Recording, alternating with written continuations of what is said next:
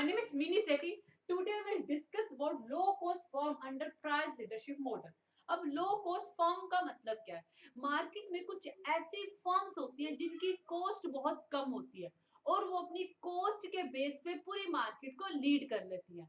Market में क्या होता है, कुछ ऐसी फर्म्स होती है जिनकी कॉस्ट बहुत कम होती है और वो अपनी कम कॉस्ट के बेस पे मार्केट की लीडर बन जाती है, मार्केट को लीड करती है। अब भाई जिस फर्म की कॉस्ट कम है वो मार्केट की लीडर कैसे बन गई?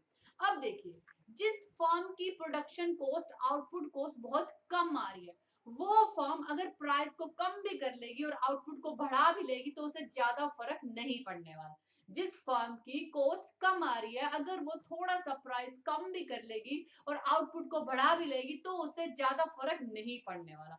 दूसरी तरफ अगर जिन फर्म्स की कॉस्ट बहुत ज्यादा आ रही है, ठीक है, जिन फर्म की कॉस्ट बहुत ज्यादा आ रही है अगर वो प्राइस को कम कर लेंगी या फिर आउटपुट को बढ़ा लेंगी तो उनको बहुत ज्यादा फर्क पड़ने वाला है। जबकि जिस फर्म की कॉस्ट बहुत कम है वो अगर प्राइस को थोड़ा गिरा भी देगी और आउटपुट को बढ़ा भी देगी तो उसे ज्यादा फर्क नहीं पड़ने वाला। इसलिए अपनी कॉस्ट के बेस पे वो मार्केट को लीड करती है। उसके डिसाइड किए गए प्राइस को अदर मेंबर फर्म फॉलो करती है।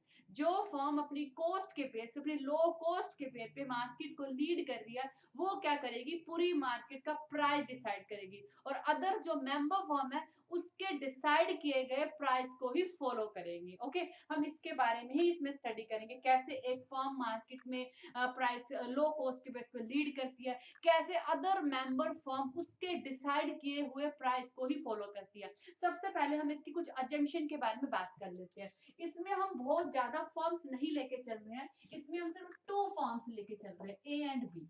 ओके, हम ए एंड बी टू ही फर्म्स को इसमें लेके चल रहे हैं। और ए क्या है, लीडर फर्म है।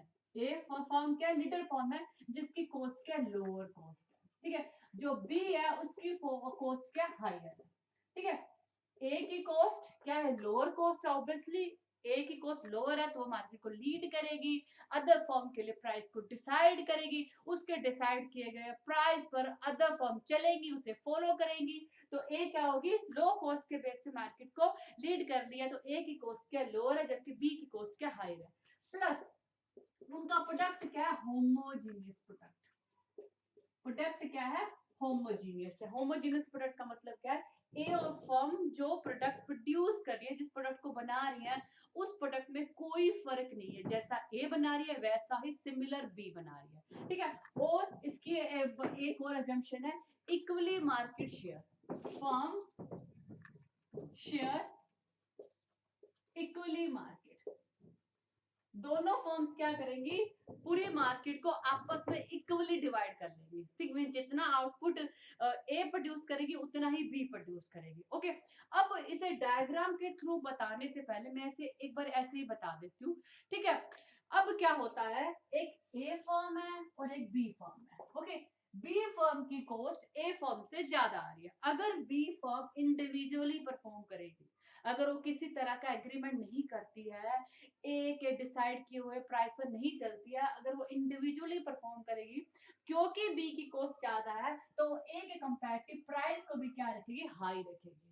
अब एक मार्केट में जब आपका होमोजीनियस प्रोडक्ट है, ए फर्म के प्रोडक्ट में और बी फर्म के प्रोडक्ट में कोई फर्क नहीं है, एक जैसा ही प्रोडक्ट प्रोड्यूस कर रही है।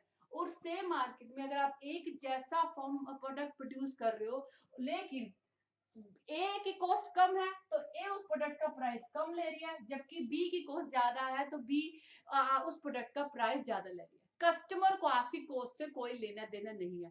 कस्टमर को जहां सस्ता प्रोडक्ट मिलेगा कस्टमर वहां चला जाएगा, उसे कोई लेना देना नहीं है कि बी की कॉस्ट ज्यादा है तो वो प्राइस ज्यादा ले रही है, नहीं। कस्टमर को जहां प्रोडक्ट सस्ता मिलेगा वो वहीं चला जाएगा। एक मार्केट में अगर आप एक जैसा प्रोडक्ट प्रोड्यूस करके प्राइस ज्यादा ले रहे हो तो आपके पास कोई नहीं आएगा, या तो मार्केट को एग्जिट कर दो, उस मार्केट को छोड़ के चले जाओ। और आपके पास दूसरा ऑप्शन क्या है, ए जो प्राइस डिसाइड करेगी उसी प्राइस पे प्रोडक्ट को बेचो। ठीक है, और ए जितना प्रोडक्शन कर रही है उतना ही आप प्रोडक्शन करो। एक ऑप्शन क्या है, क्योंकि आप होमोजीनियस प्रोडक्ट को ज्यादा प्राइस पे बेच रहे हो, आपके पास कोई कस्टमर नहीं आएगा, थोड़े बहुत आएंगे जो अवेयर नहीं है, ठीक है, या फिर अदर किसी को प्रॉब्लम है वो आ जाएंगे, आप मार्केट में ज्यादा टाइम पर टिक नहीं पाओगे, क्योंकि आप सेम प्रोडक्ट के लिए ज्यादा प्राइस चार्ज कर रहे हो। तो बी या तो मार्केट को छोड़ के चले जाए, और बी के पास अदर ऑप्शन क्या है, जो ए ने प्राइस डिसाइड किया है उसे वो फॉलो करे। तो ये दोनों क्या कर लेंगे, एक ओरल एग्रीमेंट कर लेंगे। ओरल एग्रीमेंट क्या होगा, ए जो प्राइस डिसाइड करेगी उसी प्राइस को बी फॉलो करेगी, और वो इक्वली मार्केट को शेयर कर लेंगे, जितना ए प्रोड्यूस करेगी उतना ही बी प्रोड्यूस करेगी, ठीक है। वो क्या करेंगे, एक एग्रीमेंट कर लेंगे, जो ए प्राइस डिसाइड करेगा उसे बी फर्म फॉलो करेगी। इससे बी के प्रॉफिट तो कम होंगे, लेकिन एटलीस्ट वो मार्केट में टिक तो जाएगी ना, मार्केट में रह तो जाएगी ना, मार्केट को छोड़ के तो नहीं जाना पड़ेगा। ओके, अब इसी बात को हम डायग्राम के थ्रू समझ लेते हैं। देखिए यहाँ पे आउटपुट, यहाँ पे प्राइस और कॉस्ट, ये क्या है, टोटल मार्केट डिमांड कर रहा है। डीडी क्या, टोटल मार्केट डिमांड कर रहा है, यहाँ मैं लिख देती हूँ, टोटल मार्केट डिमांड कर। ओके, अब डी डी डैश, और ये डी डी डैश क्या है, हाफ मार्केट डिमांड कर। ये डी डी टोटल मार्केट की डिमांड कर, और ये डी डी डैश के हाफ मार्केट डिमांड कर।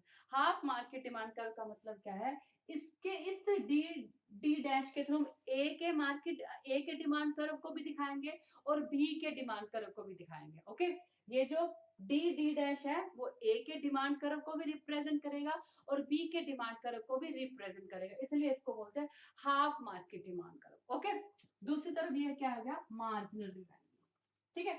एम आर क्या, मार्जिनल रिवेन्यू। पहले हमने क्या कहा, बी की कॉस्ट क्या ए से ज्यादा है, तो हम पहले बी का कॉस्ट का डिराइव कर लेते हैं। MC of b, MC b का मतलब है marginal cost of b firm. Okay, अब हम क्या कर रहे हैं, ये, और ये क्या है, एवरेज कॉस्ट, ठीक है। यहाँ ये क्या, ई इक्विलिब्रियम पॉइंट है जहां पे उसकी एमसीएमआर को कट कर दिया, और ये उसकी एवरेज कॉस्ट है बी की, और ये बी की मार्जिनल कॉस्ट है, ठीक है। अब क्या हो रहा है, जो बी है वो क्या कर रही है, बी भी हम लगा लेते हैं हर जगह पे, कंफ्यूजन ना हो। ये ओ क्यू बी प्रोडक्शन कर रही है और ओ क्यू बी प्राइस पे बेच रही है। अगर वो इंडिविजुअली परफॉर्म करी, अगर किसी तरह का एग्रीमेंट नहीं करती, अगर वो अकेले परफॉर्म करती है। ओके, दूसरी तरफ हम बात करते हैं ए की कॉस्ट क्या है, बी से कम है, तो उसका जो मार्जिनल कॉस्ट है वो नीचे की तरफ आएगी, क्योंकि बी से उसकी मार्जिनल कॉस्ट कम है। यहाँ पे हम एमसीओ ए ड्रॉ कर लेते हैं। अब देखो यहाँ पे थोड़ा सा ऐसे साथ में आ जाए, इसको टच करना चाहिए, ठीक है, डिमांड को। अब क्या है, ये ओ क्यू बी ए का, ओ क्यू बी का क्या है, आउटपुट है, इतना वो प्रोड्यूस कर रही है, और ओ पीबी बी क्या ले रही है, प्राइस ले रही है। ओके, यहाँ पे मैं लिख देती हूँ, बी का प्राइस क्या है, ओ पीबी, और बी का आउटपुट क्या है, ओ क्यूबी। ओके, दूसरी तरफ जो ए फर्म है उसकी कॉस्ट क्या है, कम है, तो वो प्राइस भी कम ले रही है। ए का प्राइस कितना, ओ पी ए, और ए का आउटपुट कितना, ओ क्यू ए। ए का आउटपुट कितना, ओ क्यू ए, और ए का प्राइस कितना, ओ पी ए, ठीक है। अब ए का प्राइस कितना है, ओ पी ए, और ए का आउटपुट कितना, ओ क्यू ए। अब यहाँ पे देखो, जब अगर वो इंडिविजुअली परफॉर्म कर रही है, ठीक है, अगर वो इंडिविजुअली परफॉर्म कर रही है, किसी तरह का एग्रीमेंट नहीं करती, तो बी कितना प्राइस लेगी, ओ क्यू बी प्राइस लेगी, और प्रोडक्शन कितना करेगी, ओ क्यू बी करेगी। जो बी का ओ क्यू बी प्रोडक्शन है वो ए से कम है।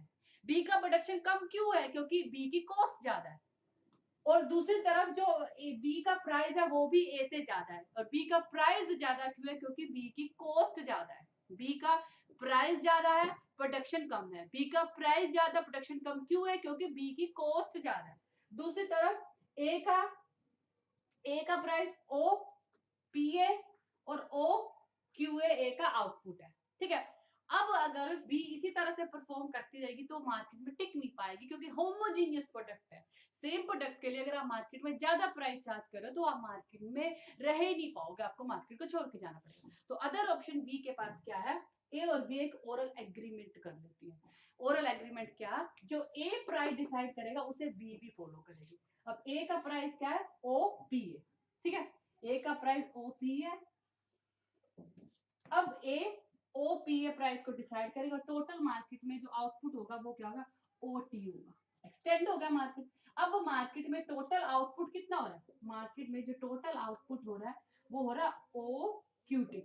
अब इस ई हमारी एजम्पशन क्या है, दोनों आपस में इस आउटपुट को इक्वली डिवाइड कर देंगे। मींस अब बी क्या है, अपने प्राइस को कम करेगी। पहले बी का प्राइस क्या था, ओपी भी था। अब बी भी क्या करेगी, ओपीए प्राइस को फॉलो करेगी। अब बी भी क्या करेगी, ओपीए प्राइस को फॉलो करेगी, जो ए मार्केट की लीडर फर्म ने डिसाइड किया, क्योंकि ए बी के पास अब कोई ऑप्शन नहीं बचा, मार्केट को छोड़ के जाए या ए के डिसाइड किए हुए प्राइस को फॉलो करे। तो अब बी भी क्या करेगी, ए के डिसाइड किए हुए प्राइस को फॉलो करेगी, ओ पीए प्राइस को बी फर्म फॉलो करेगी और अपने आउटपुट को एक्सटेंड करेगी। बी पहले कितना प्रोड्यूस करेगी, ओ क्यू भी करेगी ना, अब बी भी क्या करेगी, ओ क्यू ए आउटपुट को प्रोड्यूस करेगी। ध्यान से सुनना, आफ्टर एग्रीमेंट बी अपने प्राइस को कम कर देगी, वो ए ने जो प्राइस डिसाइड करा उसे फॉलो करेगी। अब बी का प्राइस भी क्या है, ओ पी ए है, और जो आउटपुट है ओ क्यू ए है, ठीक है। ओ क्यू ए आउटपुट को a firm produce, oh Q A output जितना आउटपुट है ना उतने आउटपुट को ए भी फर्म प्रोड्यूस करेगी, उस ओ के आउटपुट को बी भी प्रोड्यूस करेगी, ठीक है। दोनों के ओ क्यू आउटपुट को मिला के जो टोटल आउटपुट बनेगा वो क्या बनेगा, ओ क्यू टी बनेगा। ये जो o q t total output बने ना, इसमें ओ क्यू ए क्या है, ए का आउटपुट भी इन्वॉल्व है, और ओ क्यू ए क्या है, बी का आउटपुट भी इन्वॉल्व है।